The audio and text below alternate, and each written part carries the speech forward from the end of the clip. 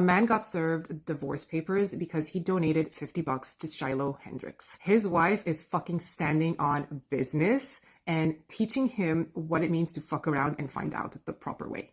Because what do you mean you had $50 left and you didn't know what you could do with it? Out of all the things you could spend $50 on. And I just find it fascinating that this man was in a charitable mood. And there's like almost unlimited organizations that you can donate your money that will go towards a good cause. Instead, he donated to a fucking racist ass woman, with the justification that, well, I want to make sure that her freedom of speech is protected, because nothing screams freedom of speech than saying the N-word to a 5-year-old child. Listen, it takes a lot of stupidity and racism to think this way and act this way, and it takes a shit ton of bravery for his wife to say, fuck off. And we're talking about a conservative woman. So I don't want to know what else he's done in that relationship where this was probably like the tipping point. This was it. She's had enough. And good for her. Good for her. I would literally be willing to bet my entire life savings that little story she just told never happened. In fact, I would take it even one step further. I would be willing to bet the combined life savings of all of my subscribers, all of you watching this video, that little story is fake. And look, I'm sorry to offer up your guys' money, but trust me on this one. I would not steer you wrong, ladies and gentlemen. You think people are out here really getting divorced over Shiloh Hendrix? No. You see, what is happening is we are entering into the delusional phase of the Shiloh Hendrix story. A lot of these people view this situation as a huge blow, a huge defeat. They're not really concerned about the kid. If they were concerned about the kid, they would ask why we haven't seen or heard from the kid officially yet, or his family. They're not concerned about that. You see what they're concerned about? They're concerned about losing power. That's what they're concerned about. That's why they won't admit that they lost here. That's why still to this day, they're out here spreading lies claiming that, oh, this strong, powerful, independent black entrepreneur took down Shiloh Hendrix, when in reality, Shiloh already has access to her money.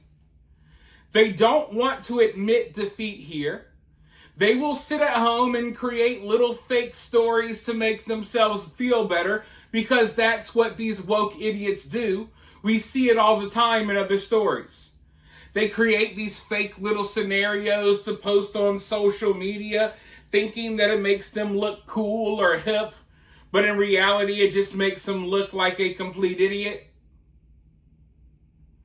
But you see, they are afraid because canceling people was just about the only power they had. Most of the people with this mentality, they aren't physically dominant. They can't dominate intellectually, right? They're not that smart.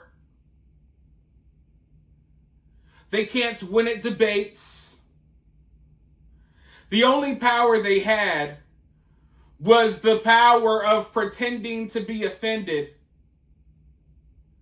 The power of trying to ruin people's lives because they said this or they did this.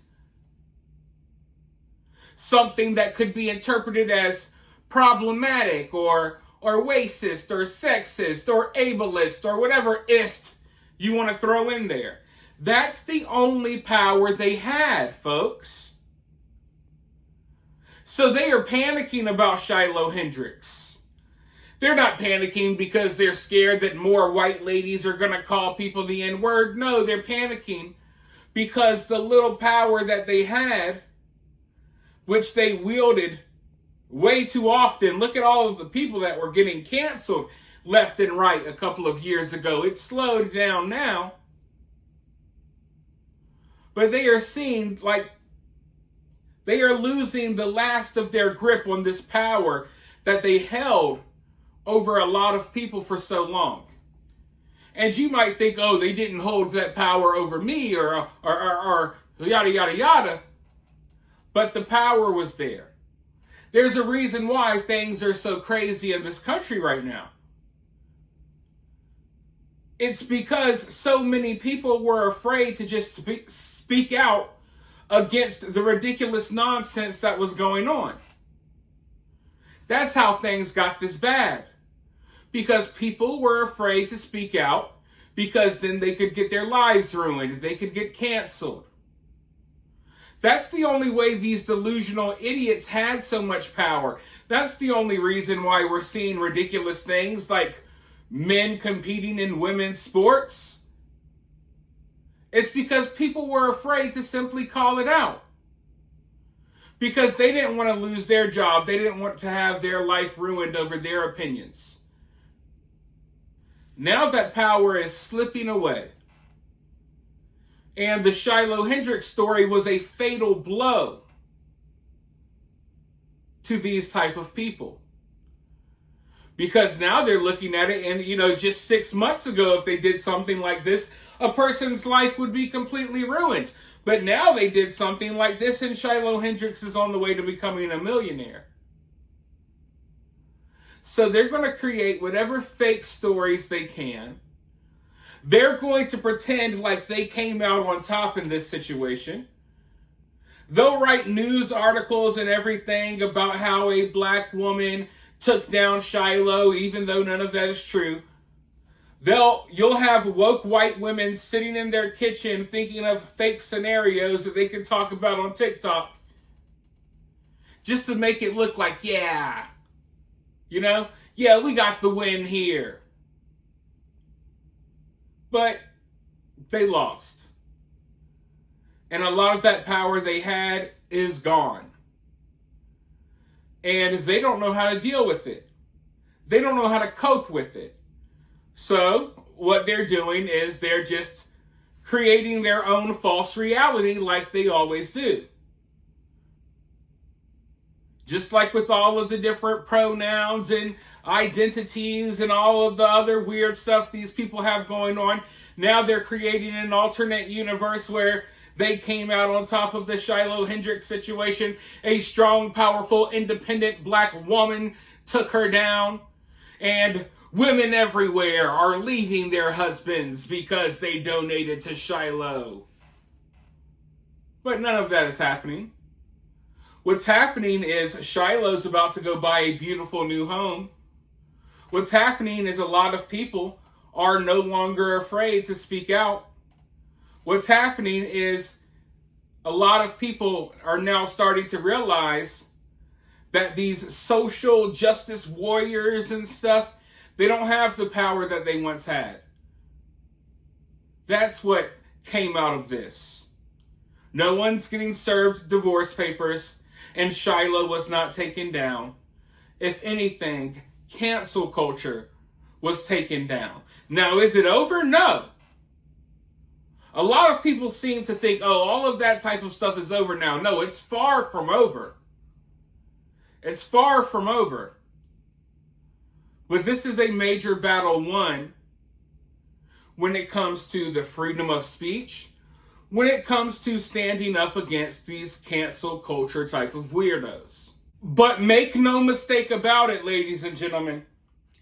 As they smile and act all smug in their TikTok videos, as they write their news articles about a strong black woman who took down Shiloh Hendrix.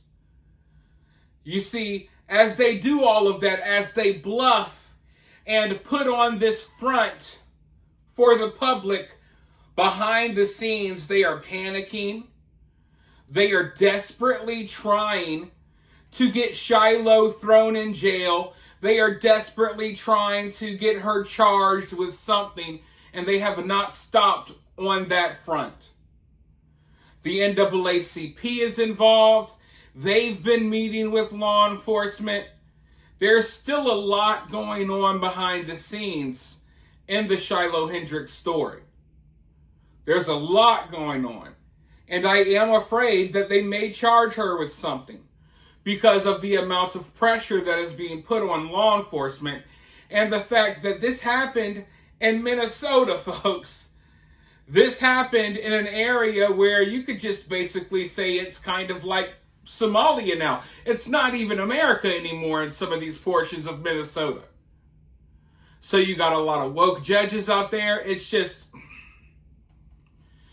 terrible what has happened to some of these areas and the leadership and the people running some of these areas, the people in positions of power. They're not people you could trust. In fact, they're the exact people that you would think of if you tried to imagine someone that would try to charge Shiloh Hendrix for what happened that day. So I don't think Shiloh is in the clear yet. But at the same time, all of this other little celebrating that's going on, it's all a bunch of bogus BS. But for now, you guys let me know what you think about this down in the comments below. While you're down there, hit that thumbs up, hit that subscribe, ring that notification bell. If you would like to donate to the channel, you could do so via Cash App and Super Thanks. But with all of that being said, I'll talk to you all very soon in the next one.